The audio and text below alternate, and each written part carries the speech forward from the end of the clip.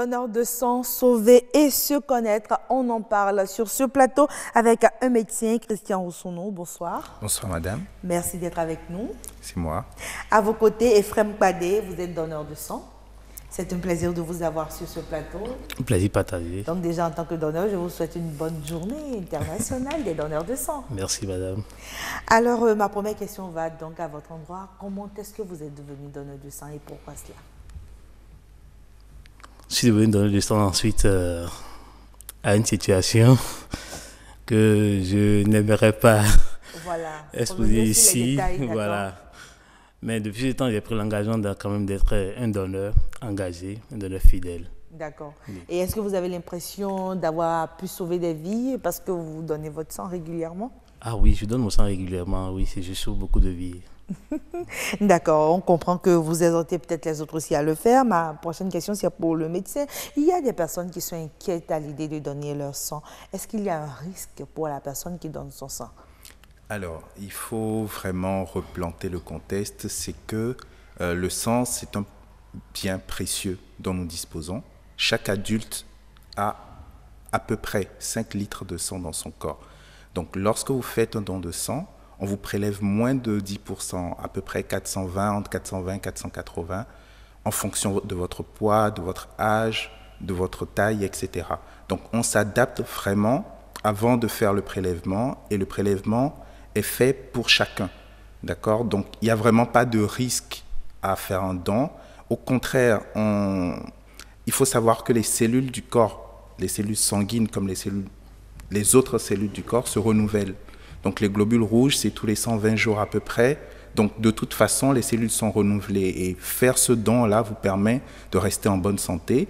Et donc, il n'y a pas de risque majeur à aller faire un don de sang. Il y a quelques précautions à prendre parce que, oui, de temps en temps, les gens font des malaises. Oui. Mais simplement, en s'organisant bien, il faut savoir qu'avant d'aller faire votre don, vous devez bien manger, bien vous hydrater, ne pas simplement attendre le petit sandwich qui est promis à la fin, etc.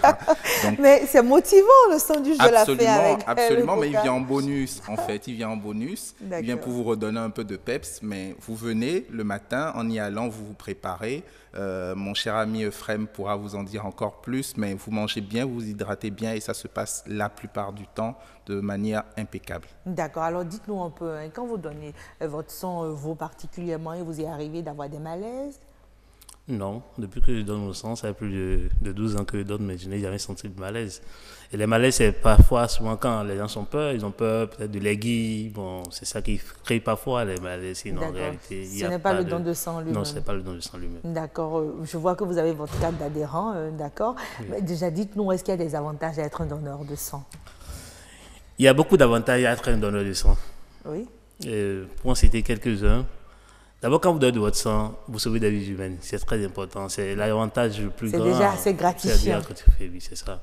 Quand vous donnez de votre sang, vous sauvez des vies humaines. Et quand vous donnez de votre sang, cela vous permet aussi d'avoir une satisfaction de votre état de santé. Parce que quand vous prenez les résultats, vous constatez que tout est négatif, négatif, négatif. Cela aura dit que vous êtes en bonne santé. D'accord? Et c'est toujours mieux d'avoir une idée de son état de santé quand on est sur pied que d'être dans le lit d'hôpital. Là, parfois, c'est trop tard. D'accord. Encore que ces analyses n'auraient pas été gratuites, hein, si on devrait les faire personnellement. C'est ça. Cette question-là revient souvent, de savoir un peu quel est le coût, la production, pour appeler ça comme ça, de chacune des poches que généreusement les donneurs mettent à disposition, coûte assez cher, que ce soit en intrants, en personnel médical, parce qu'il faut vraiment beaucoup d'étapes. Il y a un énorme travail que l'Agence nationale de la transfusion effectue. En background, on les voit très peu, mais ils font vraiment un énorme travail pour que les poches qui sont transfusées soient le plus sécurisées possible. Le plus sain, vous voulez dire? Le plus sain et le plus sécurisé. Sécurisé, c'est très important. Il faut que le donneur soit sécurisé, mais il faut que le receveur le soit aussi. Entre les deux, là, il y a toute une chaîne humaine et technologique qui est mise en place pour assurer la sécurité totale de bout en bout. Donc, on fait un don et il y a beaucoup d'examens qui sont faits, parmi lesquels les sérologies virales, que ce soit le VIH ou les hépatites, la syphilis, pour ne citer que quelques-uns. Un taux d'hémoglobine, parce que bon, le donneur estime qu'il est en bonne santé, mais il faut qu'on vérifie. Et qu'on l'atteste. Voilà, d'accord. Et également un groupage sanguin. Donc tout ça vous revient en production pour chacune des poches autour de 50 000 francs, c'est beaucoup. Donc, il y a vraiment un coût et qui est totalement gratuit pour le donneur. Donc, à chaque fois que vous allez faire votre don, vous avez un examen clinique. Un check-out en quelque sorte. Vous avez accès au médecin ou à un infirmier ou à un personnel de santé qui vous examine, qui s'entretient avec vous. Et après, vous avez des examens qui sont totalement gratuits pour vous. Et donc, vous pouvez, de cette manière-là, en donnant régulièrement, vous assurer que vous avez un état de santé impeccable gratuitement. D'accord, voilà. J'aime bien quand vous revenez à chaque fois sur le mot gratuit. Ce qui étonne plus d'un, c'est de savoir que le donneur, lui, le donne gratuitement. Mais quand on veut le vendre, on le vend à un coût. On ne vend pas les poches de sang. C'est très important de dire ça. On ne vend pas les poches de sang. Les poches ne sont pas vendues, elles sont cédées à un coût forfaitaire. Ça peut paraître être un jeu de mots, mais ça ne l'est pas. D'accord. La poche à elle toute seule, plus toute la tubulure, a un coût. Je vous ai dit, rien que les examens qui sont effectués reviennent à 50 000, entre 50 000 et 2 000. Enfin, vous voyez le gap et il faut forcément que quelqu'un le paye, ce prix. D'accord ? Donc, l'État fait des efforts impressionnants. Il y a beaucoup d'argent, que ce soit l'État ou les partenaires techniques et financiers qui accompagnent l'Agence nationale pour la transfusion sanguine au Bénin. Donc, il y a énormément d'efforts déjà de fait, mais il y a encore une contribution qui, malheureusement, aujourd'hui, est encore demandée à chaque personne qui a besoin de ces poches-là, voilà. Mais il faut savoir que, et moi, c'est ce que je retiens, c'est vraiment ce message d'espoir-là, c'est que chacun des acteurs du secteur travaille, mais de manière très, très, très poussée, à ce que la procédure soit à la fois sûre, on ne veut faire aucun compromis sur la qualité de la prestation, mais également gratuitement. Donc, la gratuité peut l'être pour le donneur, le sera pour le receveur. Non, bien sûr, elle le sera pour le receveur, mais tout ça demande du temps et surtout à un coût qu'il faut que quelqu'un paye et nous travaillons à trouver des solutions dans ce sens-là. D'accord, en attendant qu'on ait peut-être d'autres solutions, d'autres approches, on s'intéresse un peu au profil du donneur de sang. Qui peut être donneur de sang? Je commence par vous. Bien sûr. Merci madame. Tout le monde peut donner de son sang, mais à des conditions données. Vous devez avoir 18 ans et peser au moins 50 kilos. D'accord. Une femme qui allait ne donne pas de son sang. Une femme qui est en menstru ne donne pas de son sang parce que les menstrues aussi constituent une forme de don de sang qui ne dit pas son nom. D'accord. Femme... Je ne vois pas le lien tout de suite, mais je comprends. Une femme qui est en état de grossesse ne donne pas également de son sang. Alors, tous ceux-là qui sont sous traitement également ne donnent pas de son sang. Alors, une femme qui veut donner son sang doit s'assurer que cette dernière menstrues date d'il y a d'au moins 2 semaines. D'au moins 2 semaines. 2 semaines, oui, avant de pouvoir donner son sang. Nous voulons du sang pour sauver des vies humaines, mais pas pour détruire une vie, pour sauver notre vie. C'est pourquoi nous insistons sur ces conditions. Oui, mais en attendant, c'est vrai qu'on me dit qu'il ne me reste qu'une minute. Dites-nous un peu, pourquoi vous, en tant que médecin, vous pensez que c'est très important pour tout le monde de donner son sang?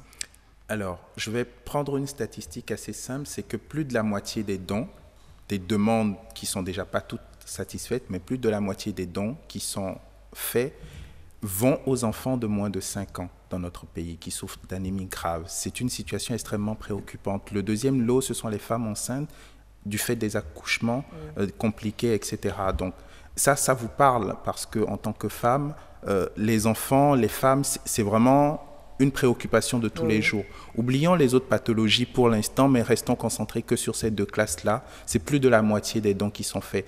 Et les enfants, c'est notre bien le plus précieux. Je crois qu'il faut se dévouer en totalité pour les sauver, pour les préserver et pour leur permettre, c'est la relève de demain, pour leur permettre d'être en bonne santé et de pouvoir tenir un état de santé convenable tout le long de leur vie. D'accord. Alors moi, je vais peut-être vous choquer un peu. Je me rends compte que la plupart des donneurs de sang le deviennent après une situation qu'ils ont vécue. Ils se sont peut-être rendus compte à quel point un proche aurait peut-être pu survivre s'il avait eu un don de sang et tout.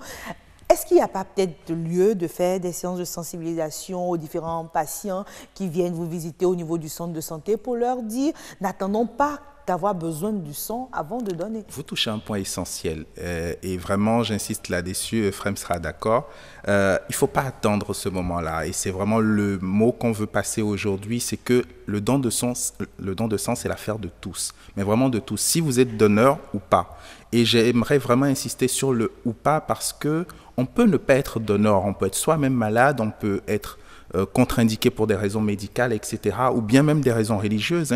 Il ne faut rien occulter. Si vous n'êtes pas donneur, ça ne vous dispense pas de vous engager. Si chaque personne qui ne peut pas donner parvient à mobiliser 5 10 personnes, 20 personnes Qui donnent. à donner du sang, je crois qu'on n'aura plus de problème de pénurie parce qu'il faut le savoir, il nous manque encore plus de 30 000 poches pour être à flot, pour pouvoir parvenir au seuil de 1% de la population qui est recommandé par l'OMS par rapport aux transfusions sanguines. Alors, si je vous comprends bien, ce n'est pas la peine, comment dirais-je, d'enflammer tout le monde et tout, mais selon ce que vous nous dites là, on n'a pas assez de poches de sang. Absolument, pour on n'en pouvoir a pas. couvrir la On demande. n'en a pas. C'est pas du tout une question d'alarmer ou pas, hein. Moi, j'aime bien les notes positives. Je veux rester sur ça. C'est simplement de savoir que la catastrophe, c'est déjà trop tard. Il faut anticiper, il faut en parler, il faut discuter, il faut prendre ce que sont les appréhensions des gens pour ce qu'elles sont réellement, en discuter et pouvoir lever ces freins-là pour que tout le monde, à la fois ceux qui peuvent donner, qui doivent donner aussi régulièrement que mon cher ami, et les autres qui doivent s'engager quand même pour que le maximum de gens donnent régulièrement, donnent le plus souvent possible. D'accord. Maintenant, Voilà. quelles sont les démarches pour devenir donneur de sang? Non, pour devenir donneur de sang, c'est pas compliqué. Vous passez simplement au niveau de une antenne de l'ANTS, Agence nationale de la transfusion sanguine, c'est un peu partout dans tout le Bénin. Vous rapprochez de l'antenne, vous dites simplement que vous voulez donner de votre sang. Il y a une fiche qu'on va vous remettre que vous avez remplie. Et il y a un médecin qui vous reçoit, qui vous examine d'abord. C'est pas parce que vous venez, vous tendez votre bras en même temps au problème, non. On vous examine d'abord pour voir si vous êtes apte à pouvoir donner de votre sang. Oui, et là, vous passez à l'acte. Et c'est après cela qu'on pourra suivre tout le processus que vous nous avez décrit tout à l'heure, avant qu'on en arrive à une poche de sang. C'est ça. Il y a combien de temps de délai entre le moment où le donneur donne son sang et le moment où la poche est disponible? Non, c'est très variable en fonction de la disponibilité du personnel, en fonction de l'urgence, mais c'est vraiment pas qu'on prélève une personne A pour la remettre tout de suite à une personne B. Il y a beaucoup de travail derrière, comme je disais, c'est très abstrait, c'est vraiment de la gestion de stock. Vous venez, vous faites votre don, ça permet de remettre le stock en place pour pouvoir donner les poches qui étaient déjà disponibles, donc entre la prise de sang et les examens, il y a quand même un temps physique qui est très important entre les deux. D'accord. Donc, le don du sang, tout le monde y est convié. Absolument. On est d'accord. Mais parlez-nous un peu. Il paraît qu'il y a des avantages particuliers. Ceux qui ont l'habitude de donner, quand vous avez besoin du sang, il paraît que c'est plus facile. Confirmer ou infirmer? Je confirme, parce que vous donnez du sang, et vous êtes dans le besoin, même s'il y a 15, 20, 100 personnes qui sont là, qui veulent ce sang, on est obligé de vous satisfaire d'abord, parce que c'est vous qui donnez de votre sang. D'accord? On vous satisfait d'abord. Mais avant ça, il faut que vous ayez d'abord la carte de donneur de sang, qui est très importante. Il faut que vous ayez d'abord cette carte sur vous. Et à côté de ça, quand vous êtes malade, le donneur de sang qui est malade, il se fait consulter par le médecin des donneurs. Puisque chaque donneur, les donneurs que nous sommes, nous n'avions pas de département. Un médecin spécial qui s'occupe de nos santé, que ce soit le donneur, que ce soit les enfants du donneur. C'est beaucoup d'avantages qu'on ne dit pas Voyez, toujours. Avec les coûts que vous nous prélevez chez le médecin, si on peut déjà avoir un médecin qui consulte gratuitement. C'est un bon moyen de se faire suivre gratuitement, en effet. Voilà, très intéressant. C'était un plaisir de vous avoir sur ce plateau. Ce qu'on retient, c'est qu'il ne faut pas attendre la dernière minute pour donner son sang. Déjà qu'il n'y a pas grande inquiétude. On essaie. Quand on essaie, on peut donner son sang quand on veut, où on veut et dans les normes, évidemment. C'est ça. Merci. Demain, on a oublié. Il y a une journée de don de sang demain. Alors, dans le cadre de la célébration de la Journée mondiale des donneurs qui est aujourd'hui, donc demain matin, à la place des Martyrs, venez nombreux, c'est à partir de 9h, venez célébrer les donneurs, venez discuter. Nous ne faisons pas qu'organiser un don de sang demain.